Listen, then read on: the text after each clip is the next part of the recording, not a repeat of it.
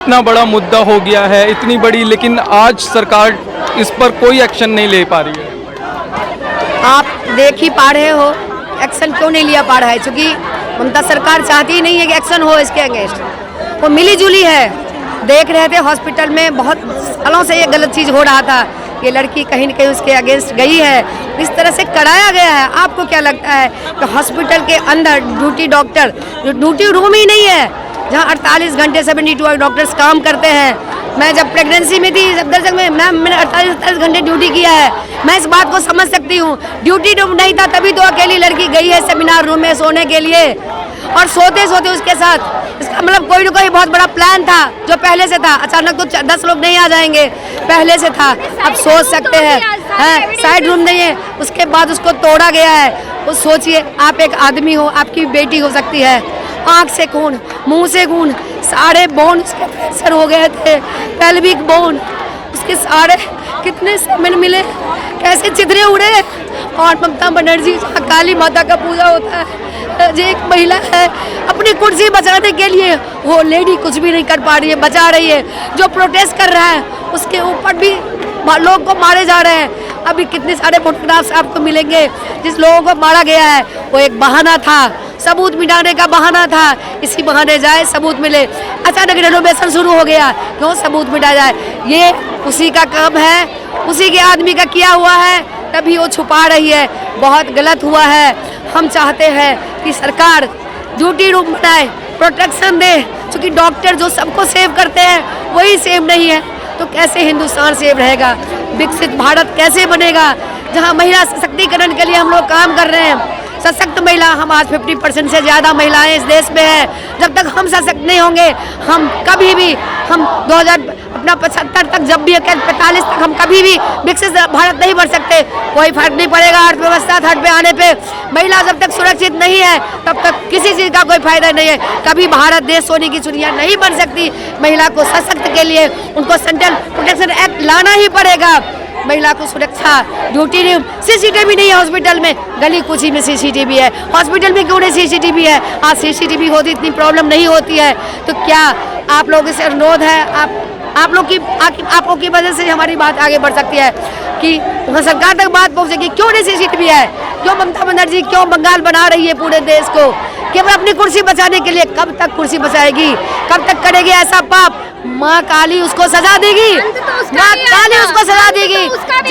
जिस काली के देश पे इस तरह से जघन्य हुआ है, इस तरह से रेप हत्या हुआ है, माँ काली उसको सजा देगी, उसकी कुर्सी जाएगी, सर के पड़ेगी। वो बेटियां कहीं पे भी सुरक्षित नहीं है। अस्पतालों में हम लोग हॉस्पिटल्स में जाते हैं, सुबह को निकलते हैं 7 बजे 8 बजे अपने घर से, और रात को कब वापस लौटना है कब नहीं लौटना है इसका कोई ठिकाना नहीं है। सरकारी हॉस्पिटल्स के ड्यूटी रूम्स एकदम शाबी स्टेट में होते हैं, सोने के लिए जगह नहीं, एक तो पहले ही टाइम नहीं मिलता है, उसके बाद वहाँ पे ड्यूटी रूम सेफ नहीं है। आप समझिए वो लड़की मौमिता, उसके साथ कितना बुरा हुआ, उसको मतलब आप इमेजिन नहीं कर सकते। आप लोग अपने आप को रख के देखिए उसकी सिचुएशन में।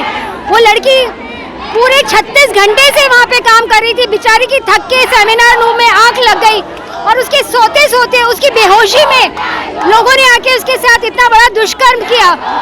ये बिल्कुल भी माफी के काबिल नहीं है। उनको सख्त से सख्त सजा मिलनी चाहिए। और वेस्ट बंगाल गवर्नमेंट में तो, वेस्ट बंगाल में तो प्रेसिडेंट रूल लग जाना चाहिए। This is completely unpardonable. This is the biggest and the heinous crime which can never occur in the history of Mankind. जो महिलाओं के लिए बात होती है, महिलाएं लड़ती हैं, लेकिन आज वो सब पॉलिटिकल जो महिलाएं हैं वो सब पीछे हैं, कोई नहीं बोल रहा। वो सब पॉलिटिकल जो महिलाएं हैं वो सब पॉलिटिक्स में आ गई ना, उनको अपना निजी स्वार्थ दिखाई दे रहा है। वो लोग ये नहीं देख रही हैं कि आम औरत, आम जनता, आम लड़की, छोटी बच्ची, उसके साथ क्या हो रहा है। वो उन लोगों को, वो तो एक ऊंचे ओहदे पे पहुंच चुकी हैं, उनको दूसरों से मतलब ही नहीं है। वो सिर्फ अपना और सिर्फ अपना सोचती है, वो एक आम जनता का सोचती नहीं है। वेस्ट बंगाल में प्रेसिडेंट रूल लगना चाहिए, और इसमें हमारे प्रधानमंत्री जी को इसमें एक सख्त से सख्त कार्रवाई करनी चाहिए। We want the Central Protection Act for the doctors. The doctors should be protected. Doctors are the lifeline of the country. If the lifeline is not working, then who will work? इस बार हम पूरी कोशिश करेंगे कि हमारी आवाज़ को ना दबाई जाए, क्योंकि ये घटना जो घटी है किसी भी महिला के साथ कहीं पर भी हो सकती है। और अगर हमें अब चुप कर दिया गया तो आप सोच लीजिए ये सब होना आम बात हो जाएगा। जनता से हमारी यही मांग है कि एक central protection act for doctors को एटलीस्ट भारत पे लाया जाए, जो अब तक बिल्कुल नहीं है, ताकि आम जनता एक डॉक्टर को सम्मान की नज़रों से देखे और सिर्फ उसके साथ ऐसे मारपीट करके ना जाए। जिसके साथ ये हुआ है, और सभी डॉक्टर्स के आगे सिक्योरिटी के लिए सभी हेल्थ केयर पर्सनल की सेंट्रल प्रोटेक्शन एक्ट आना चाहिए, वरना कोई फ़ायदा नहीं है, ऐसे इंसिडेंट बार बार होते रहेंगे।